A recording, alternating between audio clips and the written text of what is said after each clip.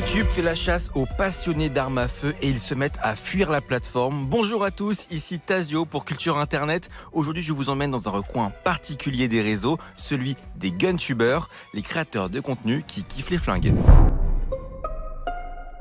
À l'origine, la communauté des GunTubers, ce sont des gens qui produisent plein de contenus très différents. Ça va du test d'armes à feu avec critique, un peu comme s'ils étaient en train de donner leurs avis sur le dernier blockbuster sorti au cinéma. Certains créateurs font également des tutoriels pour entretenir leurs armes ou comment débuter dans le milieu. On trouve aussi des challenges de tir, genre façonner une citrouille pour Halloween en lui tirant dessus. C'est une communauté de créateurs qui fait assez peu de bruit, mais qui possède mine de rien une grosse base de fans avec certains comptes qui dépassent largement le million d'abonnés. Et ça commence à gêner YouTube. Depuis plusieurs années, la plateforme a imposé certaines restrictions sur les contenus relatifs aux armes à feu, interdiction de vendre directement des armes via la plateforme ou encore bannissement des vidéos montrant comment fabriquer des munitions. Mais en juin, un durcissement supplémentaire a touché cette communauté. Désormais, YouTube interdit tout contenu montrant la suppression de dispositifs de sécurité sur les armes, limite les vidéos d'armes automatiques à un public de plus de 18 ans et empêche même de monétiser ces vidéos. Et la plateforme est allée plus loin en renforçant aussi l'interdiction des liens vers des sites de vente d'armes. Ces nouvelles règles ont bouleversé le modèle économique des GunTubers. Beaucoup de ces créateurs de contenu dépendent des partenariats avec des fabricants ou des détaillants d'armes à feu pour leur financement.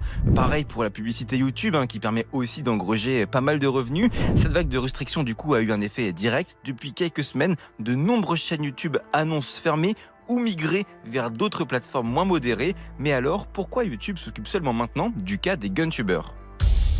Et de leur côté, vous en doutez, les GunTubers dénoncent la prétendue idéologie woke de YouTube qui chercherait à les censurer en nuisant à leur liberté d'expression.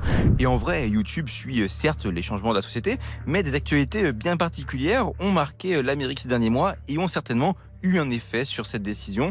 Déjà les terribles school shootings du mois de septembre dont je vous avais déjà parlé, et surtout la tentative d'assassinat de Donald Trump en juin et dont on a appris que le tireur portait ce jour-là un t-shirt d'un GunTuber célèbre. Et pourtant, je vous laisse deviner vers quel candidat aux élections américaines le cœur des GunTubers balance.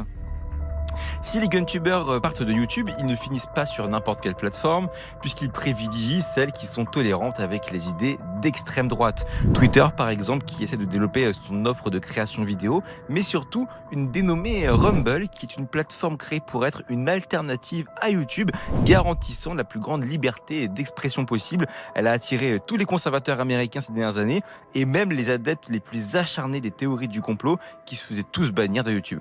Sachez d'ailleurs que Rumble a été interdite en France car elle a refusé de se plier à notre gouvernement qui lui demandait de bannir des chaînes de propagande russe. Ces démêlés avec la justice de différents pays ne l'empêchent absolument pas de comptabiliser plus de 78 millions d'utilisateurs actifs mensuels à travers le monde. Ce phénomène de fuite vers des plateformes comme Rumble met en lumière une tendance plus profonde, la polarisation des réseaux. Si auparavant les contenus divers coexistaient sur quelques géants du web, aujourd'hui l'univers du streaming et du contenu en ligne au global est en train de se fragmenter. Chaque plateforme devient un espace idéologique distinct. YouTube resserre ses règles pour répondre aux préoccupations sociétales et aux demandes des annonceurs surtout, tandis que Rumble attire ceux qui s'enlisent dans les sphères d'extrême droite. Twitch bannit les racistes et qui les récupère, Twitter fait fuir ses utilisateurs et Thread ou Blue Sky tentent de proposer des alternatives plus saines. Autrefois limitée aux chaînes de télévision ou à la presse, cette polarisation gagne désormais les espaces en ligne où chaque groupe peut potentiellement trouver une plateforme qui adhère à ses valeurs ou à son absence de restrictions. Ce n'est d'ailleurs pas pour rien si Donald Trump a créé son propre réseau social ou que Elon Musk a racheté Twitter. Les questions que je me pose alors sont les suivantes. Jusqu'où ira cette tendance et est-ce qu'on aura bientôt une version d'extrême droite de chaque plateforme ?